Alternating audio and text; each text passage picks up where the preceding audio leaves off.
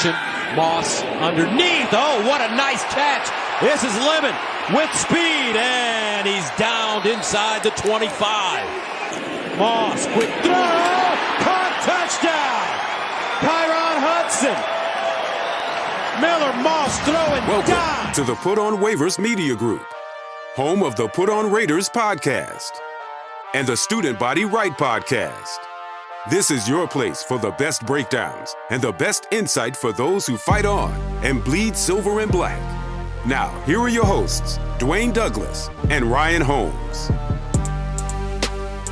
And welcome everybody to the glorious episode of the Student Body Right USC podcast. I'm your host, Dwayne Douglas, and as always, I am podcasting off the beautiful shores of the Pacific Ocean. Beautiful day out here in Southern California. PORSBR is my Twitter handle. Check me out there and go to Instagram.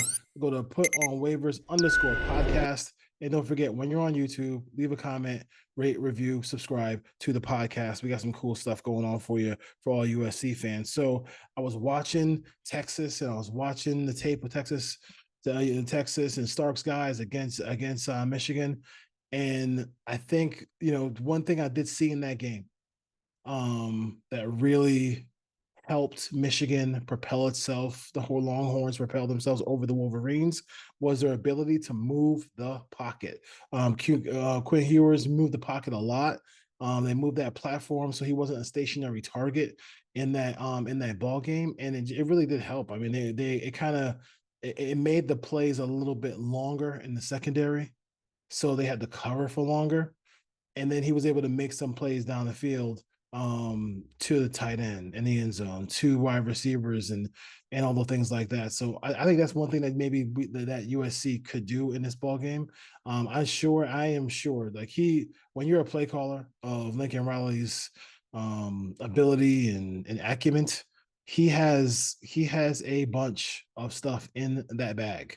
He cannot wait to unload that bag to make a whole bunch of plays in this ball game. And if you don't think something like Lincoln Riley going up against a renowned NFL defensive coordinator like Wink Martindale is not going to be something that excites him, you're pretty crazy. Because I mean, we've always talked. I've heard people even talk about it all the time that Lincoln Riley's offense it's a whatever offense for the college game, but Lincoln Riley's offense, quote unquote, wouldn't work in the National Football League. But I think he wants to show a little bit of that too. Like, hey, like these guys who are high level guys like Lincoln Riley and Coach Henney and Coach Lynn, they find every way to motivate themselves for that next opponent. And I think that part of it is going to be a big thing. But as far as like watching film and looking at the previous opponents, Hewers had a lot of success moving that pocket and not making the mistake of kind of being in the pocket all the time. You're going to, no matter who you are, when you play Michigan, I don't care who your center is, I don't care who your two guards are, they're going to lose on some occasions when you go drop back pass game. Like they're gonna lose. They're gonna flat out lose because Mason Graham is a monster of a man, and you will lose some of those battles. The problem is, like, if you can get away from him, and then you can move the pocket and not, you don't have necessarily be on the run, but just kind of get that platform from being in the middle of the field to maybe to left or right. Easier reads for the quarterback. I think that's something that could really frustrate Michigan, because you can see the frustration in the Texas game. They were right there, right in the face of Quinn Ewers a bunch of times, and he just moved a little bit to the right, first down. Move a little bit to the left, touchdown. Those kind of plays are going to be something that really helped Stark and really helped Hewers in Texas to win that game. And I think that's something that possibly could be something that helps USC propel themselves to victory over here. Big game, big game for a lot of different reasons, because this can be the springboard. Talked about it, springboard to a Wisconsin game where Wisconsin doesn't have their quarterback. They're on their second quarterback. Minnesota lost to North Carolina at home. Like, I mean, some of these teams are not the schedule is kind of bearing out and maybe not to be as tough. You don't want to insult your, but but Nebraska looks the part though. Nebraska does look like a really good team. Still got Notre Dame on the schedule. Still got Penn State on the schedule. A lot of those games are at home. So so if you can start off, they start off the season with a big victory in Vegas against LSU, who LSU, of course, if you heard our last podcast, all of a sudden LSU is not that good now. LSU is just like, okay. Their offensive line is just okay. They almost lost to South Carolina, so they're not that good. So that's what they do when they can't explain their prediction of what USC is accomplishing right now. Good story by USC. They got to finish it and continue that story going on by doing what they have to do against Michigan here coming up on Saturday. So when I talk about moving the pocket here, I'm talking about not scrambles because Miller Moss, that's not his forte. What I'm talking about is planned plays to get him out of the pocket. Some comeback routes to the sidelines.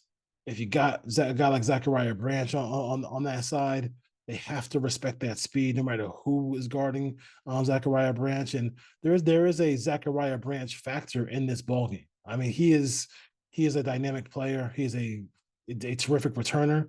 He can hit you with the rushing touchdown. He can hit you with the touchdown reception. He can also do it in the kicking game as well. That's something where we can really see him on the national stage, kind of get the juices flowing for this SC team, because nothing gets your team ready to go offensively or defensively and get your team more excited than a turnover or a special teams touchdown.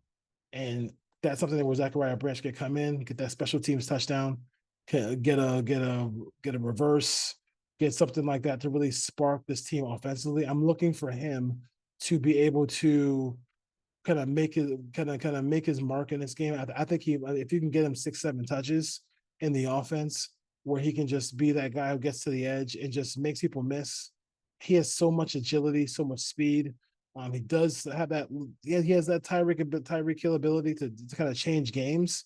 That's a guy who I really would look for as well, to really kind of put a stamp on this ball game and just say, hey, let me make a couple big plays in this ball game to kind of break the back of Michigan, right? For them, Michigan doesn't need a miracle to beat USC, but if USC just comes in and plays a solid football game, then you're looking for Michigan to need a turnover.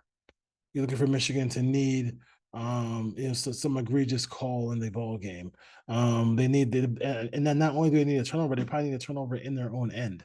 Like they need USC to turn the ball over in their own end, to really get to steal. They got to steal some points, if you will. I'm not sure if they can do that because USC doesn't really turn the ball over that much. I'm happy that that they got some of the drops and some of the turnovers out of their way in their last game against Utah State. That was good to see that they got it out of their way, out of their system. You can't fault them for kind of losing a little bit of concentration against Utah State, but once they step onto that field, in Michigan, I don't think there's any question Lincoln Riley will have their full attention, and they will have their full attention ready to go out there when they play the Wolverines. So moving the pocket, Zachariah Branch as well, his impact on this offense and on what he can do on special teams are going to be a big part of what USC needs to do to beat Michigan on Saturday. All right, Student Body Right, USC podcast, Dwayne Douglas here saying goodbye. And as always, folks, don't forget to fight on.